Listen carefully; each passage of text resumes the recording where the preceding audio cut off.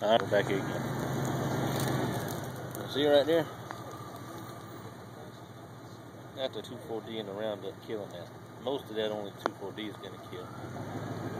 Because since Roundup ready corn, soybeans, cotton and all that has come out, you got more and more weeds that have built up resistance to the Roundup. And it used to be Roundup killed everything.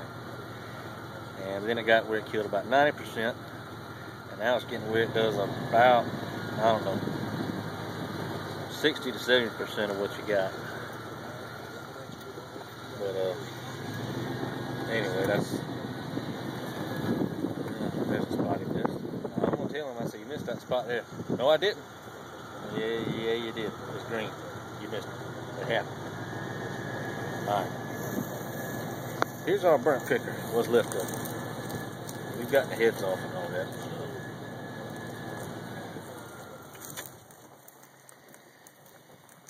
We got this picker. Bought it used because the price of new stuff is too high unless you're farming 2 or 3 counties in size. So we had a part up here, we just got it. We finally got all the kinks out of it, because when you get used equipment and even sometimes new equipment, you got to it takes you a while to get all the kinks out and know what's causing this, what's causing that. Well, it was about 10 o'clock. My phone goes off, and I said, well, I'll get it in a minute, because I was eating. Hell, I can't even remember the sandwich I was eating. And then I said, well, I'll call that fella back when I get done eating. And my phone rang again. It was my dad right after back to back. And then something told me, I said, I got a weird feeling I need to answer that phone. So I called him back and I said, what's going on? He said, the cotton pickers are on fire. I said, awesome. Well, first I said, are you serious? He said, yes, I'm serious. The pickers are on fire up there at the so-and-so field. I said, all right, I'll be there on the way. Well, apparently they set this on fire. They set the other cotton picker on fire. But our neighbor that lives across the highway right there, he came over here and he tried to jump in the cab of this one while it was on fire and drive it out the way to keep the cotton from catching on fire, because we had all the cotton modules out here, and dry cotton is like gasoline. Slight little spark and it's done. This was hot for him to move. He could not move this one. He jumped in our John Deere picker and drove it out the way, and the volunteer fire department was putting it out as he was in the cab. He saved our whole picking season that year. That one man did. So we owe him a lot for doing that. He risked his life for that, and I told him we can get other pickers, but we can't get another you. And there's no way he filled up with nitrogen that fast.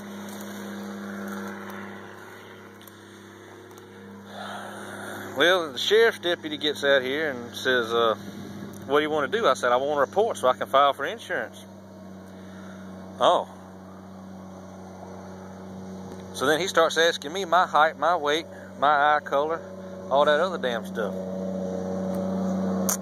Asked me what I'd been doing, all this other stuff. I said, mister, you asking the wrong person. This picker belongs to us, and you questioning, giving me all the damn questions like I'm the one that did it. All the report, they didn't even ask if I knew who did it or anything. Didn't ask, didn't care. It's just aggravating. But that's the world we live in today. So ever since then, we've been leery about parking equipment up here, as you can imagine.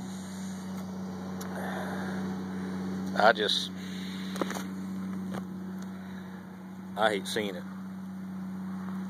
It's not mine. It belongs to my father. And he seems to be in no hurry to move it. I wish he would. But let me look at that.